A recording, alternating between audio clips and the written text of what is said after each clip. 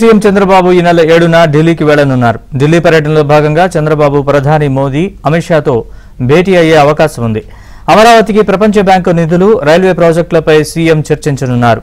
Railway శాఖ మంత్రి Ashwini Vaishnav appointment కోరిన చంద్రబాబు వైజాగ్ రైల్వే జోన్ భూమి పూజ ముహూర్తంపై ఆయనతో చర్చించే అవకాశం ఉన్నట్లు తెలుస్తోంది.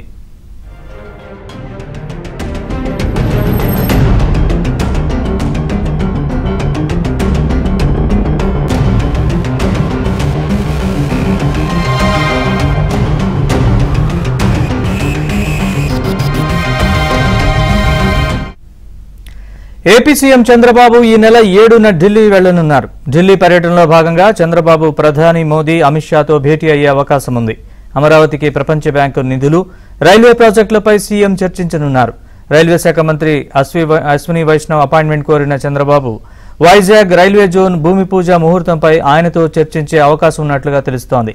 ఇక చంద్రబాబు ఢిల్లీ టూర్కి సంబంధించి మరింత సమాచారాన్ని మా ఢిల్లీ బ్యూరో చీఫ్ కృష్ణని అడిగి తెలుసుకుందాం. కృష్ణ, చెప్పండి పూర్తి వివరాలు.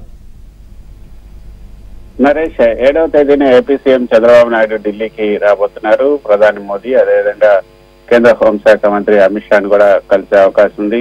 కేంద్ర ఆర్థిక శాఖ మంత్రి నిర్మలా సీతారామన్ తో పాటు కేంద్ర రైల్వే శాఖ మంత్రి అశ్విని వైష్ణవ్ తో కూడా ఆయన భేటీ కాబోతున్నట్లుగా మనకు అందుతున్నటువంటి సమాచారం.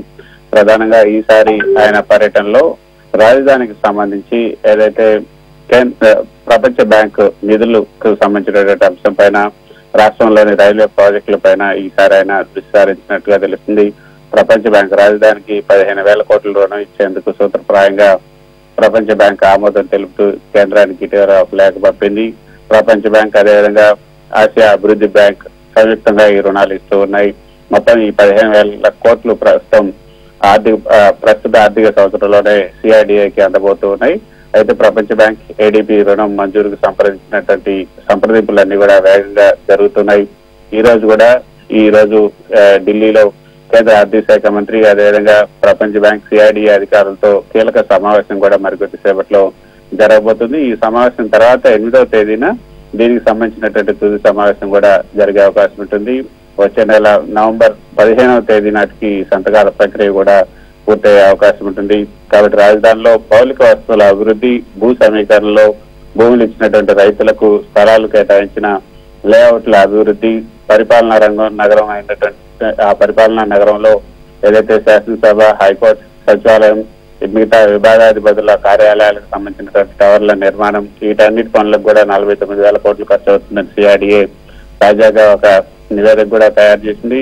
15,000 కోట్లు ప్రస్తుత ఆర్థిక సంవత్సరంలోనే రావడంతో దీనికి అనుగుణంగా సిఐడిఏ ఒక ప్రణాళికను కూడా సిద్ధం చేసింది. దీనికి సంబంధించినటువంటి అంశంపైనే ప్రధాని మోదీ, అదేవిధంగా అమిత్ షాతో కూడా భేటీ అయ్యే అవకాశం ఉంది.